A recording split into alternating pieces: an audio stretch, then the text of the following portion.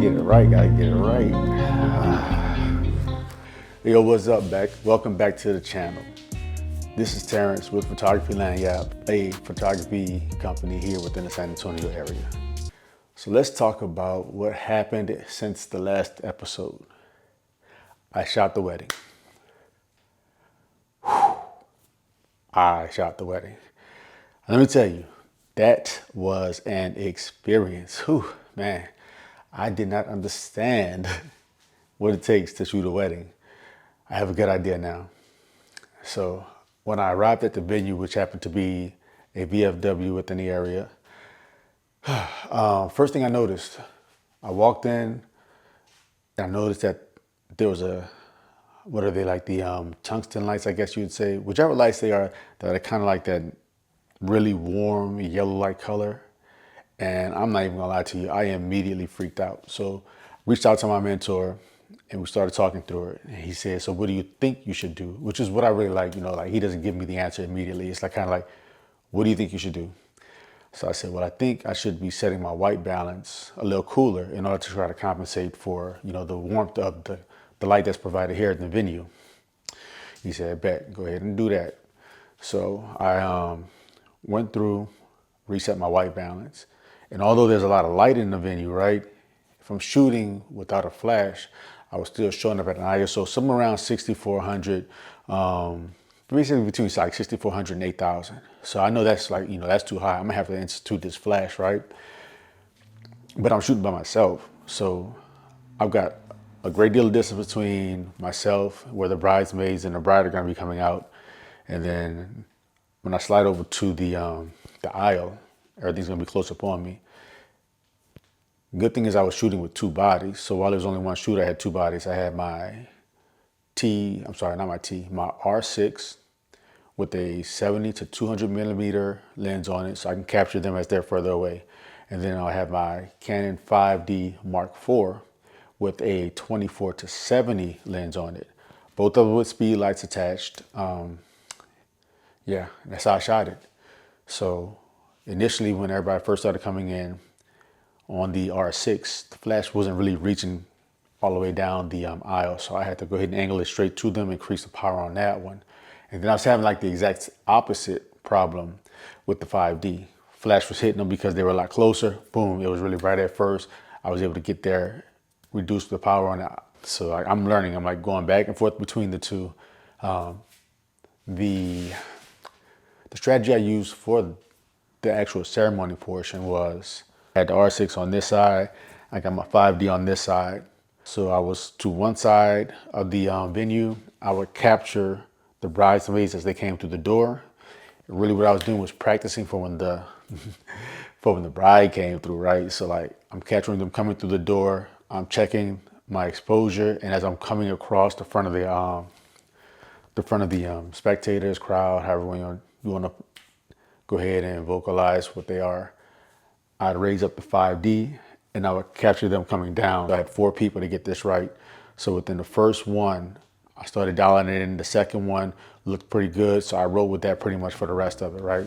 I got the 4 of them coming down, all 4 couples. Then came out the ring bearer, which was her son. The man was moving fast. Came out the flower girl. She never looked up. But things worked out pretty well. Capturing her emotion as she walked down the aisle with her dad. Like, I think that's probably gonna be one of, if not the keystone of this entire ceremony, is the emotion on her face walking down the aisle to see her dad. As I was moving around, trying to capture different perspectives of everything that was going on, I found like I was having difficulty really capturing like straight on look of her face. I'd have to actually go back behind the altar in order to capture that. So I didn't do that, but I do kind of wish I had, because capturing the bride's emotion, I think, is like probably one of the most important things in a wedding, because it's not just the pictures, it's the emotion that you capture. It was a lot easier to capture the groom's face because the way he was positioned, although they were both looking at each other, his face just seemed to kind of like fall into the camera a whole lot easier. Hers seemed to kind of like hide from the camera. I think that part went really well, right? We'll see. Then we did the pictures outside. Oh my God, we took so many pictures outside. and we were playing with the sun. So as we got outside, I noticed the sun was starting to set. So like, oh yes, whew, golden hour, perfect. I'm great. I'm good. I'm good. No, we took too many pictures. So what ended up happening is we started off in golden hour, and then it started getting progressively darker. And you know, with our cameras, these professional grade cameras, they really tell you what light is there and what light is not there. So I started to notice the light is not there. So I started using the flash, and then eventually, as we got towards the end of the picture taking session, because we did so many groups, we did the bride, the bridesmaid, the bride and the groom and the groomsmen. We did the bride, the groomsmen, and the bridesmaids and the groom, like the entire group. Then we started doing the groom with aunties and the uncles. Then we did the bride and the moms and the dads. Like I'm talking about like pictures everywhere. Just like, yeah, picture everywhere. Like I felt like Oprah. I'm handing out pictures, bam, bam, bam, bam, bam, pictures, right? So we lost golden hour. The last portion of the wedding, of course, the reception.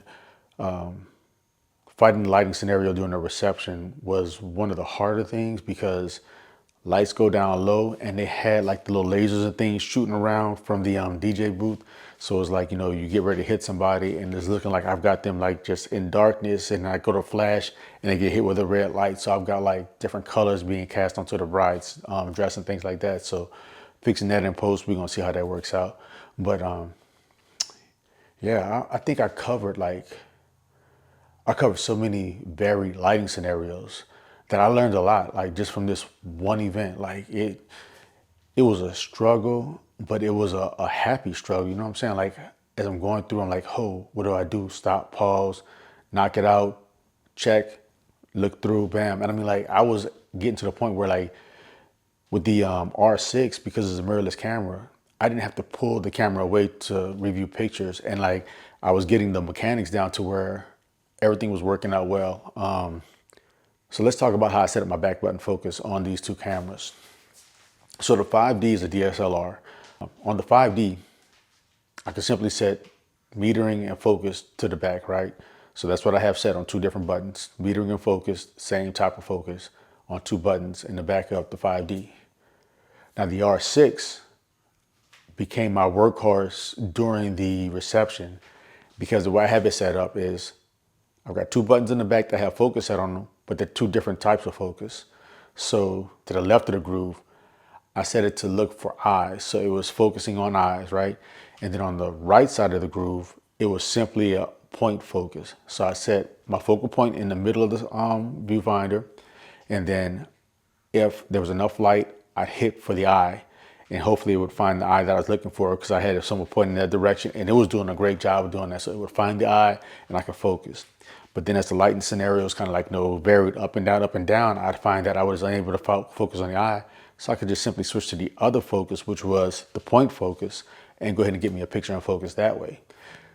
That was working out great. I'm talking about like, that thing was grabbing focus pretty quick. I'm just like in string, pop, pop,